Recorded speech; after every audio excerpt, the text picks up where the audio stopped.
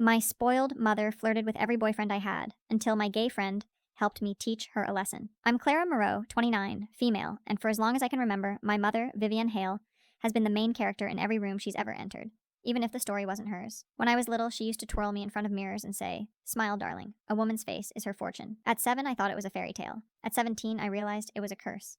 Vivienne, once a model in her 20s, still lived like the cameras were rolling. Dinner was a performance, parties were auditions, and her beauty was the script she refused to stop reading from. She was magnetic. People couldn't help but look at her, that platinum hair, the laugh that always hit the air half a second too late, like it was rehearsed for effect. But behind that glittering presence was something ugly. She fed on attention, like oxygen. My dad left when I was 13. He told me in a trembling voice that he couldn't compete with her audience. I didn't understand then, but I do now. She always needed to be adored, and if the spotlight dimmed, she'd find a way to pull it back, no matter who got burned. The first time she sabotaged a relationship for me, I was 19. His name was Miles. Sweet, quiet, hopelessly kind. I brought him home for dinner, nervous and proud. She came down the stairs barefoot, wearing one of those silk robes that never quite stayed tied, and called him handsome boy, before I could introduce him. By dessert, he was stammering, red-faced, trying not to look when she leaned too close to pour wine. That night, she told me, "You shouldn't be so possessive, Clara. Men love to be flattered. Let them feel desired." Miles broke up with me a week later, said my mother made him uncomfortable, but the word sounded too small for what it really was. I cried, she laughed, and told me, "You'll thank me someday when you learn how to keep a man interested." I kept dating, cautiously, quietly, but she always found a way in. A joke that lingered too long, a compliment that wasn't motherly, a sudden emergency that forced her to drop by when she knew we'd be alone. It became a sick pattern. When I met Daniel, I thought maybe, finally, she'd see that I'd found someone different, someone good. Daniel was 32, a graphic designer, gentle to his core. He brought her flowers the first time he met her. Big mistake. She called him old-fashioned, touched his wrist during dinner, and told him his eyes were wasted on screens. When he laughed politely, I saw that flicker in her, the same one that always preceded destruction. By month 4, I was living between panic and denial. Daniel would flinch when my phone buzzed because half the time it was her, sending him memes, selfies, late-night texts like, "Can I ask your opinion on a color palette?" The night he confronted me, he looked devastated. "Clara," he said softly, "your mom sent me a photo of herself in a dress she said she bought for my birthday dinner." I remember standing in our kitchen, my hands shaking around a half-washed plate while humiliation boiled through me. He didn't blame me, but he couldn't stay. Said he didn't want to be part of the competition between us. That word gutted me. Competition. As if my own mother and I were rivals in some twisted contest she'd invented. That night, I sat on my bathroom floor, phone in hand, staring at her latest text. "He's too sensitive, darling. You can do better." Something broke in me then, not like a snap, but a slow, deep tear that had been coming for years. And in that tear, an idea started forming. If Vivienne lived for manipulation, maybe the only way to win was to speak her language. The next morning, I woke up with that idea still buzzing under my skin like static. For years, I'd begged her to stop. I'd cried, pleaded, even tried to cut contact. But she always found her way back in, smiling and unapologetic, like a cat that knocks something off a shelf and dares you to scold it. So no, this time, I wasn't going to beg. I was going to play. For weeks, I watched her patterns the way a scientist studies a virus. I paid attention to the little things she couldn't resist, the men she lingered on, the compliments she crafted to sound accidental, the way she tilted her head just so when she wanted someone's attention. And I realized something almost terrifying. My mother wasn't impulsive. She was strategic. Every flirty laugh, every soft apology, rehearsed. She didn't destroy my relationships by accident. She did it to feel powerful. If she wanted a game, I'd give her one, but the rules would be mine. That's when I called Luca Marin. Luca and I met in college. He studied acting, I studied psychology, which in hindsight feels like divine foreshadowing. He was magnetic in a completely different way than my mother, warm, theatrical, disarming. He came out during our junior year, and I remember how fearless he was about it. No shame, no hesitation, just himself. We drifted after graduation, but he was the first person I thought of when the plan began to take shape. I texted him, "I need a favor, one that involves pretending to be my boyfriend and possibly gaslighting my mother, but in a fun way." He called me instantly. "Okay, you can't just drop that in a text, Claire. Start from the top?" When I explained, there was this long pause. Then, "Holy shtai, you want to catfish your own mom into falling for a gay man?" Essentially. He started laughing so hard I thought he might choke. But after the laughter died down, he said quietly, "You're serious, aren't you?" "I've tried everything else, Luca. Talking, therapy, distance. She doesn't stop. She turns every boundary into a dare." There was another silence. Then his voice softened. "Okay, I'll do it. But if we're going to do this, we do it right. We make her think she's the star of her own movie." That's how the act began. We staged our first relationship photo at a coffee shop downtown. Him leaning in, me laughing like he'd just said something flirty. We started tagging each other in posts. Within a week, Vivienne was all over it. "He's very handsome, Clara." "Italian?" she texted, followed by a heart emoji. Luca played his role beautifully. He brought flowers to her house, complimented her decor, and listened when she reminisced about her modeling days. I'd watch from the sidelines, part horrified, part impressed. She fell for him like clockwork, her compliments turning sweeter, her texts more frequent, her eyes lingering just a second too long. One afternoon, after brunch, she said the words I'd been waiting for. "You two have such chemistry. It's rare to find someone who truly understands beauty." I smiled, pretending not to notice how her gaze slid from me to Luca. "Yeah," I said softly. "He's one of a kind." Later that night, Luca called me. "Claire, I think she's into me. Like, into me. That's the point." "I know, but she's sending me cookies, homemade, with a note that says, 'Beauty recognizes beauty.' That's serial killer behavior." I laughed until my stomach hurt. "Oh, Luca, you've only seen the surface. Give it another week." Because I knew what came next. I'd seen it before. The overstepping, the flirtation, the self-justification. Vivienne Hale was about to fall in love with her daughter's fake boyfriend, and I was going to let her. I knew it had gone too far the day Vivienne showed up unannounced at my apartment. It was a Sunday morning. Luca and I were supposed to be having our couple brunch for Instagram, the usual act that fed her curiosity. But when I opened the door, there she was, standing on my doormat in a white sundress and oversized sunglasses, holding a bottle of champagne. "Oh, darling, don't look so surprised, she sang, breezing past me before I could speak. "I thought I'd join you two. A little family brunch never hurt anyone." I forced a smile so tight my cheeks ached. "Sure, Mom, of course." Luca, bless him, played along instantly. He came out of the kitchen wearing one of my aprons, spatula in hand, and kissed me on the cheek like we'd been together for years. "Vivienne, what a surprise," he said warmly. "You look stunning, as always." Her smile was pure satisfaction. She basked in it, tilting her chin slightly, like she'd just been seen exactly the way she wanted to be. The first 30 minutes were civil enough, but then she started testing him, asking questions that were half flirtation, half probing, where he lived, what he looked for in a partner, whether he'd ever modeled. I caught Luca's eye across the table, a silent plea not to break character. He was perfect, charming, but slightly evasive, always redirecting back to me. But Vivienne wasn't used to being redirected. Every time he said something sweet about me, her expression tightened, like she was the one being denied attention. Then, as I cleared plates, I heard her say it. "You know, Luca," she purred, "you remind me of someone I used to know. Same eyes, same smile. He was dangerous." Luca glanced at me, then smiled politely. "Then I hope I'm a safer version." Her laugh was soft, almost intimate. "Oh, safety's overrated." I dropped a fork. The clang was sharp and final. After she left, perfume still lingering in the hallway, I sat on the couch shaking. "You saw that, right? You heard her." Luca rubbed the back of his neck. "Claire, I don't think she's just flirting anymore. She's trying to seduce me?" "She is," I whispered. "She always does this, but now she's finally doing it to someone who doesn't want her back." He hesitated. "How far are we willing to take this?" "As far as it needs to go." The next few weeks were surreal. Vivienne doubled down.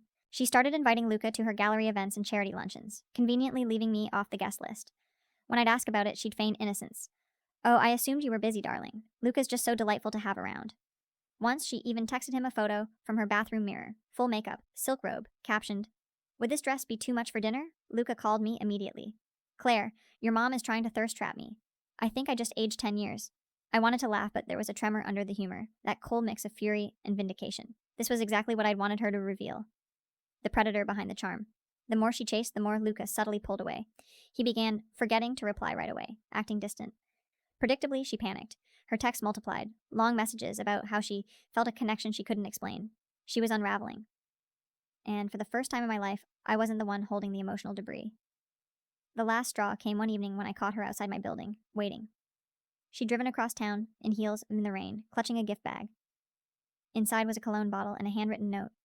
"For when you think of me." I remember standing there, soaked and shaking, staring at my mother like she was a stranger. Luca took the bag from her hands gently. "Vivienne," he said, voice calm but edged, "we need to talk.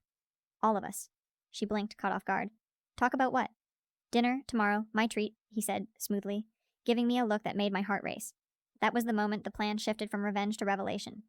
Because tomorrow night, Vivienne Hale would finally see herself. Not the glamorous illusion she'd built, but the manipulator behind it. And she'd see it through Luca's eyes. The next evening felt electric, like standing too close to a live wire. Luca booked the restaurant himself, this quiet little French place tucked off Melrose that somehow managed to feel both intimate and theatrical, the kind of setting Vivienne adored. He told her he wanted to talk, to clear the air. She arrived early, naturally, wearing a crimson silk dress that looked like it had been waiting in her closet for this exact moment. Her lipstick matched. When I walked in a few minutes later, her smile faltered. "Oh," she said, masking her surprise poorly. "I didn't realize this was a group discussion." "Of course it is," Luca said smoothly, pulling out her chair. "You're both so important to me. I didn't want to leave anyone out." She relaxed at that, the way predators do when they think they're still in control. Dinner started quietly. She talked too much about herself. Luca nodded in that way. Good actors do, letting her think she was captivating. I barely spoke, just watched. Every move, every word. Halfway through the meal, she reached across the table, her hand brushing his. "You know, Luca," she said softly, "there's something about you I can't stop thinking about. You have presence, a kind of warmth most people don't have." My stomach twisted. Luca didn't pull away. He held her gaze, kind, almost pitying. "You mean charm?" She smiled. Exactly." He set his fork down, eyes calm. "Funny, that's what Clara said about you." Her expression flickered. "Me?" "Yeah," Luca continued gently.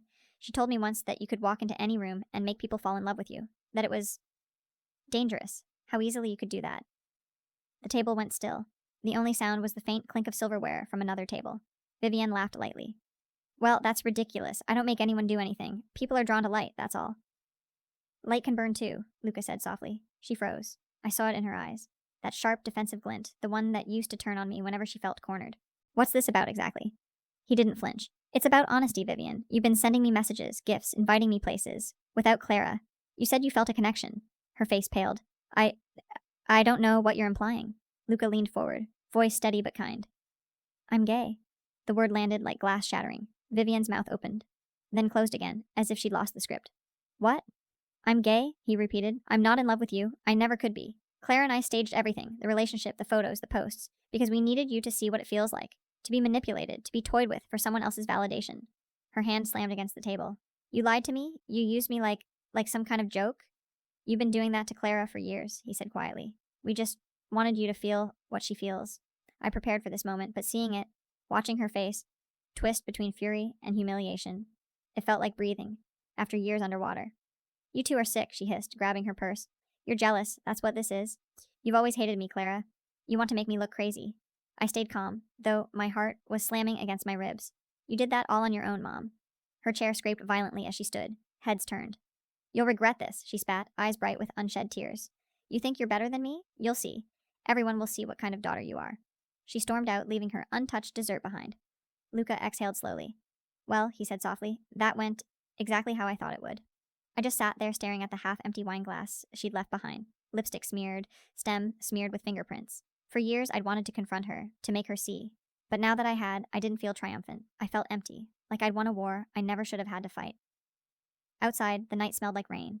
Luca slipped his arm around me. "You did it, Claire," he murmured. "She can't unsee herself now." But Vivienne Hale wasn't done. By morning, she was already rewriting the story, spinning it into something new, something dangerous. And she was taking it public. Update 1. I didn't plan to post an update, but after everything that's happened, I need to get this out before it eats me alive. So, yeah, the dinner blew up like I knew it would. But what I didn't expect was how fast my mother, Vivienne, would twist the story into something unrecognizable. Within 48 hours, she'd called nearly every relative we have, cousins, aunts, even my godmother in Oregon, telling them I'd set her up out of jealousy, that I'd been obsessed with competing with her my whole life, and had orchestrated some cruel, humiliating prank with a fake boyfriend to punish her for being beautiful. She told people I was emotionally unstable, that I'd been in therapy for rage issues, that Luca, sweet, loyal Luca, was some con artist who took advantage of my mental state. It worked, at least at first. My aunt texted me, "Your mom is heartbroken. Whatever you did to her, please fix it." Then my cousin, the one who never calls, left a voicemail saying, "You can't treat your mother like that, Clara. It's cruel." I didn't even try to defend myself. You can't reason with people who've been orbiting Vivienne's charm their whole lives. They only see what she lets them. But the problem with manipulation is, it doesn't age well. Eventually the cracks show. Luca posted a photo that weekend. Nothing dramatic, just him with his real boyfriend, Daniel, a different Daniel, not my ex. Captioned, "No more pretending." Vivienne saw it. I know because she called me an hour later, screaming. I didn't even pick up, but the voicemails piled in, one after another. "You've humiliated me. Do you know what people are saying about me? You think this makes you powerful? You made me a joke." Then came the texts, paragraphs of them, alternating between threats and sobbing apologies. She accused me of destroying her reputation, of weaponizing love, of ruining her ability to trust anyone again. I almost felt sorry for her. Almost. But that guilt evaporated when she showed up at my apartment the next night. It was around 9 p.m. I was brushing my teeth when I heard the banging. Not knocking, banging. By the time I opened the door, she was already shouting. Her hair was wild, her lipstick smeared, eyes glassy, with tears and fury. "How could you do this to me?" she cried, stepping inside like she still owned the place. "You've made me into a monster. You tricked me." I didn't yell. I just stood there, holding the door open. "You tricked yourself, Mom." She froze. "Excuse me?" "All Luca did was mirror you. The messages, the flattery, the manipulation. That's you. He just reflected it back." Her lip trembled, then curled into a sneer. "You're pathetic. You've always been jealous. You couldn't stand that men like me more than you. Even your father." "Don't," I said sharply. "Don't drag Dad into this." That stopped her for a second. Then she turned, noticed the framed photo of Luca and me on my hallway shelf, part of the fake relationship, and swept it to the floor. Glass shattered. "Vivienne, get out," I said quietly. She didn't move. Her breathing was ragged, desperate. "You'll regret this, Clara. I made you. Don't forget that." Then she was gone. I sat on the floor, staring at the broken frame. My hands were shaking so badly I could hardly clean it up. Luca came over within the hour. He brought takeout and said nothing, just picked up the shards and threw them away. He looked at me for a long time before saying, "You know what's wild? You didn't break her, Claire. You just showed her she's not unbreakable." He was right. The fallout kept spreading. My mother stopped getting invited to her social events. Her so-called friends started whispering. People had seen the messages she sent Luca. He kept them, just in case. Screenshots don't lie. By the end of the week, Vivienne's carefully curated reputation, elegant, untouchable, adored, was unraveling. But here's the thing about people like her. When they fall, they don't go quietly. They claw. They bleed on anyone within reach. And I was still within reach. The following week was pure chaos. I should have known Vivienne wouldn't just retreat into silence. Humiliation only ever made her more dangerous. It started small in her signature way. A few cryptic Facebook posts. Some daughters forget who gave them everything. Jealousy runs deepest in those who owe you the most. Then came the photo, an old one of us, at my high school graduation, captioned, "Even angels can turn." Within hours, people were messaging me, asking what happened. I didn't reply. Feeding her drama was like throwing gasoline on a fire. But she didn't need my cooperation. She made sure to light it herself. By the weekend, my landlord called. "Clara, I hate to ask," he said awkwardly, "but did you tell your mother I was harassing you?" "What? No, of course not." Apparently, Vivienne had called the property office, pretending to be me, saying she was terrified and needed to break her lease because I was being stalked by a predatory man. She used my full name, my apartment number, and even tried to authorize her own entry to pick up my things. I hung up shaking. That wasn't embarrassment anymore. It was invasion. Luca came over as soon as I told him. He was quiet for a long time, pacing. "She's unraveling, Claire. She's cornered." "I know," I said. "That's why she's dangerous." That night, I got a text from an unknown number. "You don't deserve what I've done for you. One day, you'll realize who truly loves you." It was her, of course. I blocked the number. She made a new one, then another. The turning point came 3 days later, when I discovered she'd emailed my boss. Somehow she'd found out the company email and written this long, rambling message about how I was emotionally unstable and lying about family trauma. She signed it, "A concerned relative." My manager called me into his office. He looked embarrassed, like he already knew it was unhinged. "I just wanted you to know," he said, we're ignoring it. But maybe you should get a restraining order." That's when something inside me shifted. The fear burned off, leaving something colder, cleaner. I wasn't just her daughter anymore. I was her mirror. And I was done being afraid of what I saw. So I planned something final. Not explosive, not loud. Just poetic. I'd spent years letting her control the narrative, twisting every story, every relationship, until I was the villain, and she was the wounded star. But now, she'd handed me everything I needed, her own words. Luca helped me set it up. We didn't leak her messages online. We didn't drag her name through gossip circles.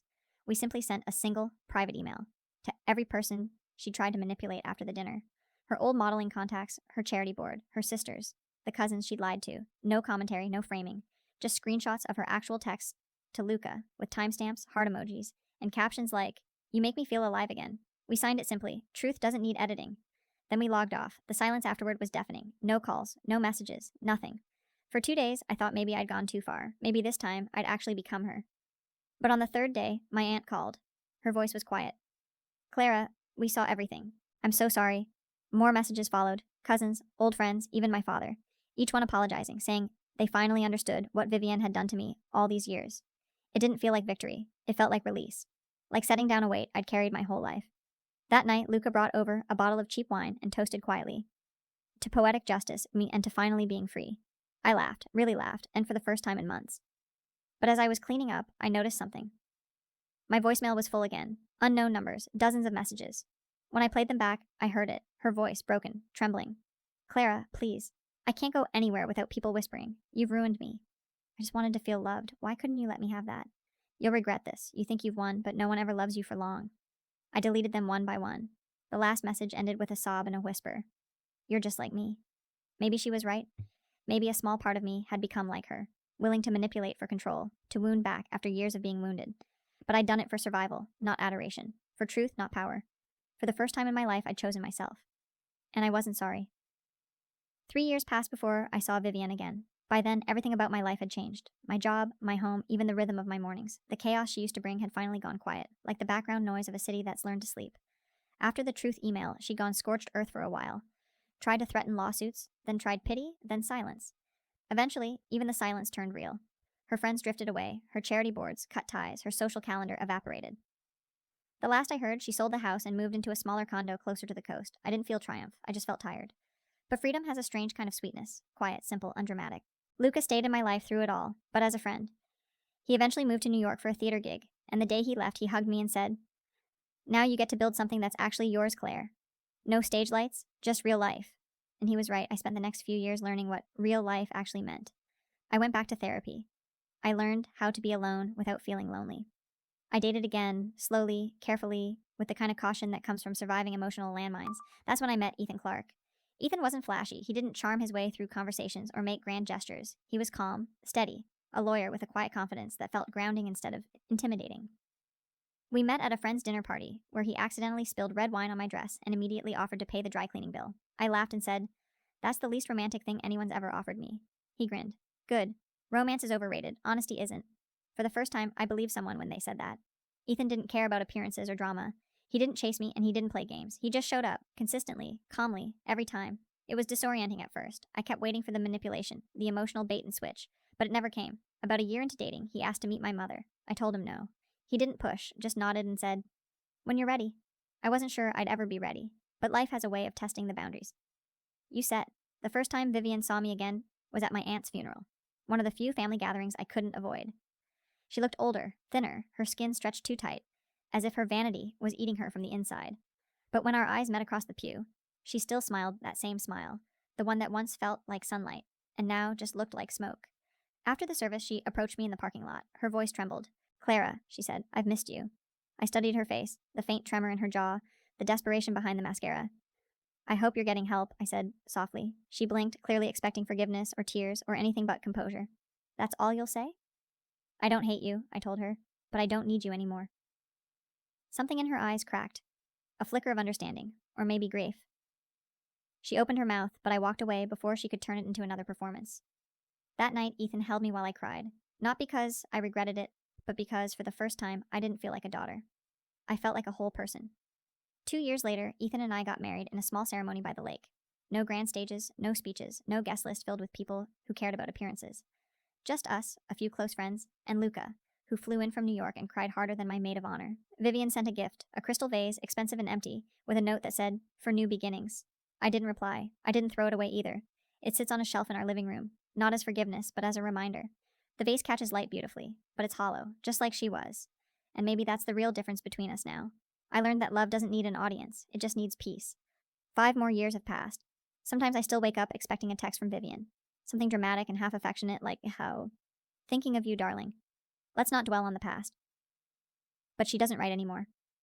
I'm 36 now, married almost 5 years to Ethan. We have a daughter, Hazel, who just turned 3 and has his calm, brown eyes and my stubborn chin. When she laughs, it's full-bodied, uncalculated, the kind of joy that would have driven my mother crazy because it belongs entirely to her. Motherhood terrified me at first, not the sleepless nights or the diapers, but the fear of becoming her.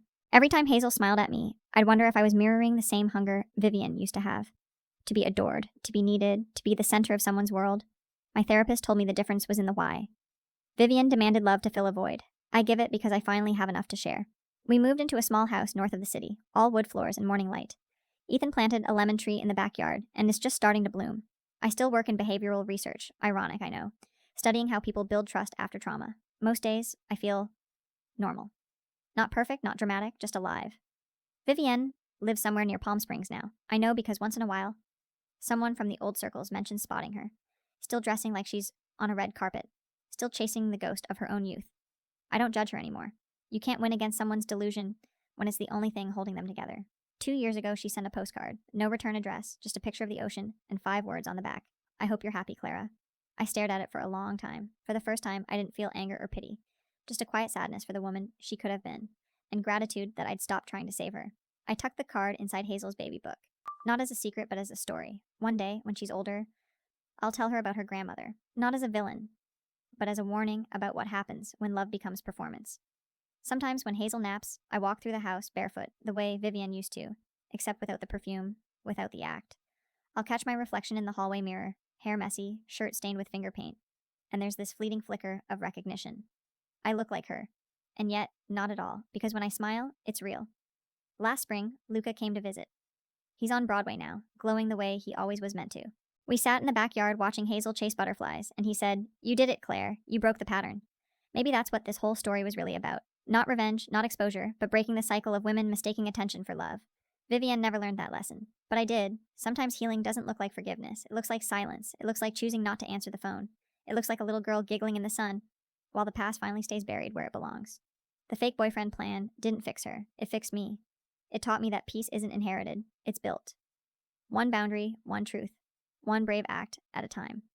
And every time Hazel reaches up to grab my face and says, "Mama, you're so pretty," I tell her, "Pretty doesn't matter, baby. Kind does." Because that's the real legacy I want to leave her. Not beauty, not performance, freedom.